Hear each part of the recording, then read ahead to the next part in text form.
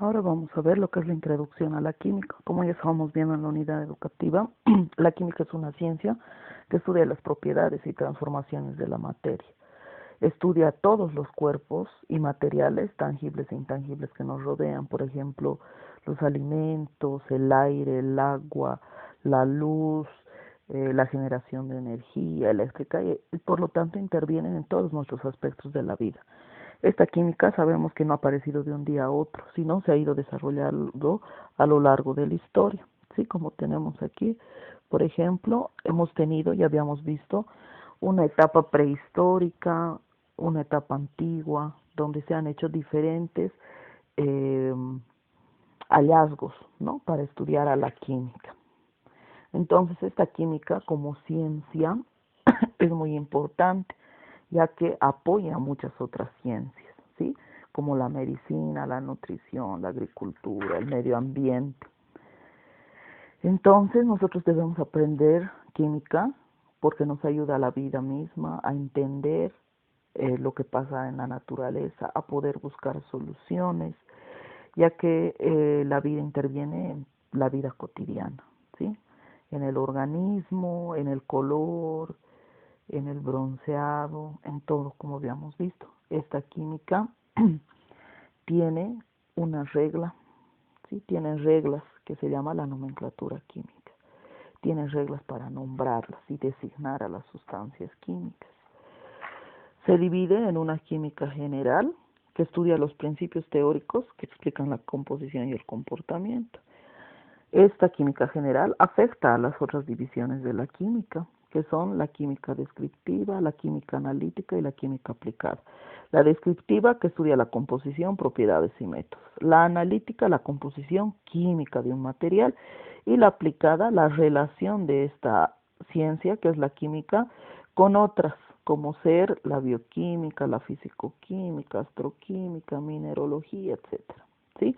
Entonces, este estudio de composición puede ser en una química inorgánica y orgánica. La composición puede ser cualitativa o cuantitativa.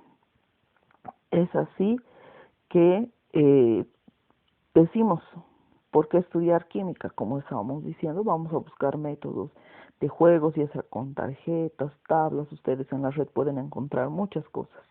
Nos ayuda a manejar problemas cotidianos, nos ayuda a plantear problemas. Entonces es muy importante que estudiemos esta ciencia. Para estudiar esta ciencia tenemos que saber que todo está compuesto por materia, ¿sí? La materia es todo aquello que está a nuestro alrededor, todo lo que forma el universo es materia, ¿sí? Entonces, todo lo que ocupa un lugar ocupa volumen y ocupa masa. Experimenta cambios, esta masa experimenta cambios, ya sean físicos o químicos, y la materia tiene una formación de átomos, se puede dividir en átomos. Esta materia tiene ciertas propiedades, ¿sí? Tiene prácticamente, vamos a estudiar dos propiedades, las propiedades generales y las propiedades específicas.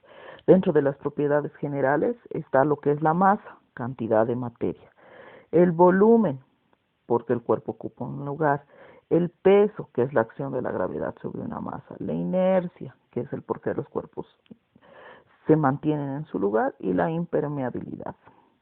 Dentro de las específicas tenemos las propiedades específicas, esta composición que puede tener propiedades químicas y propiedades físicas. Las propiedades químicas puede ser que un elemento se oxide, combustione o reaccione. ¿Sí? Ya son propiedades internas. Y dentro de las físicas son las externas, que pueden ser medidas o podemos identificar como ser la densidad, la dureza, la maleabilidad, si se puede doblar, no se puede doblar, elasticidad, igual cuánto se puede estirar, etcétera. ¿Sí?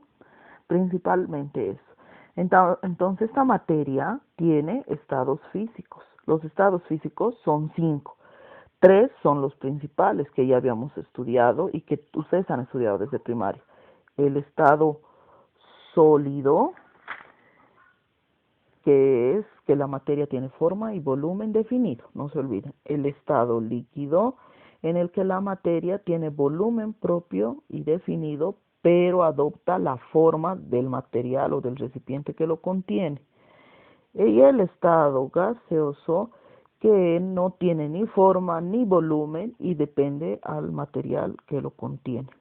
Y también tenemos dos, como ya habíamos visto en clases, el estado plasmático y el estado coloidal. Este gel también se llama coloidal. ¿Qué nos dice el estado plasmático? El estado plasmático es aquel cuando el estado gaseoso pasa a ser ionizado. Por ejemplo, en el estado sólido o en el estado plasma tenemos el sol. Y el gel, como su nombre lo dice, o coloidal, es el que está intermedio entre el estado sólido y el estado líquido. Aquí podemos decir, por ejemplo, la gelatina, ¿sí? La gelatina está en estado coloidal. Es así que estos tres estados físicos estables, que habíamos dicho que son el sólido, líquido y gaseoso, pueden sufrir combinaciones y pueden cambiar entre ellos, ¿sí? Ya habíamos visto esto. Si un hielo se vuelve gas, se va a llamar sublimación, ¿sí? Tiene la flechita, fíjense en este sentido. Si el sólido se vuelve gas, estamos diciendo. Si es al contrario, el gas se vuelve sólido, entonces se llama cristalización. Si el sólido se vuelve líquido, si se descongela, ¿ve? Derretimiento o fusión. Y si es al revés, llevamos el agua al refrigerador, se llama solidificación. Si el líquido lo hacemos evaporar, como en la caldera, vaporización o ebullición, porque es hasta que hierva, o el gas, para que sea líquido, condensación. Entonces, esos son nuestros cambios de fase, donde tienen que tener en cuenta en qué direcciones, ¿sí? No es lo mismo o no se llama igual si el sólido se convierte en líquido o el líquido en sólido. Tiene distintas nominaciones. Entonces nosotros estábamos estudiando lo que es la materia y vemos que la materia se puede dividir en sustancias, ¿sí? Estas sustancias son diferentes cuerpos conformados por una o la misma sustancia. ¿Sí? Por ejemplo, la cuchara, la bombilla, la lata, etcétera. Entonces, pueden ser sustancias puras o pueden ser mezclas.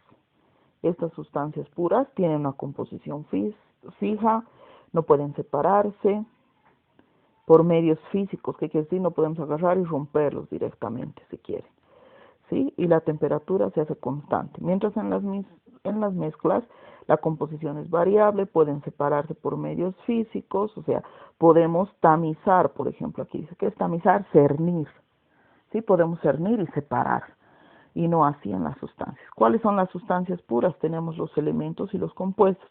Elementos formados por una sola clase de átomos, por ejemplo, cobalto, litio, cloro, todo lo que conocen, ¿sí? Que hemos estudiado la tabla. Y los compuestos son formados por dos o más elementos diferentes, por ejemplo, el dióxido de carbono, o más, ahí son dos, el ácido sulfúrico, el agua, por ejemplo, etcétera, ¿sí? Dentro de las mezclas tenemos estas, habíamos dicho que las podemos separar, entonces podemos tener mezclas homogéneas y mezclas heterogéneas.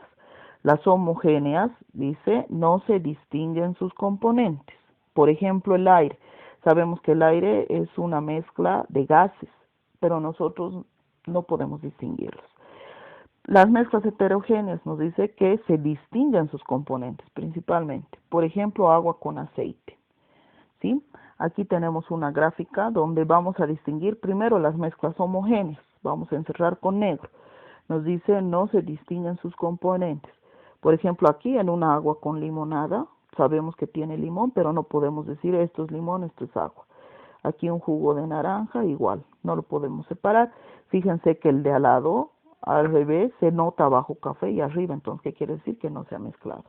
Entonces, con lila vamos a escoger las mezclas heterogéneas, que son aquellas que sí se distinguen sus componentes. Por ejemplo, este es un vasito con varios, si no estoy mal, parecen varias gomitas, se nota, podemos decir este es anaranjado, este es café, este es verde, qué sé yo. Aquí igual, los cereales podemos distinguir por sabores. Aquí podemos decir esto es agua, esto es tierra o esto es azúcar, ¿no? dependiendo. Y en una ensalada también es una mezcla heterogénea, porque a simple vista podemos decir, aquí es el tomate, aquí está la lechuga, aquí está la cebolla, poder separar, etcétera, ¿sí? Entonces hay una diferencia también entre lo que es una mezcla y una combinación, ¿sí? La mezcla es cuando los componentes conservan sus propiedades, no forman ninguna sustancia nueva, pueden separarse mediante procesos sencillos y sus componentes intervienen en cantidades que pueden variar. En la combinación, a diferencia de la mezcla, sí pierden sus propiedades los componentes, también forman nuevas sustancias y pueden separarse solo por procedimientos químicos. También sus componentes intervienen en cantidades específicas. Entonces, este sería un repaso del primer tema que lo habíamos visto en el colegio.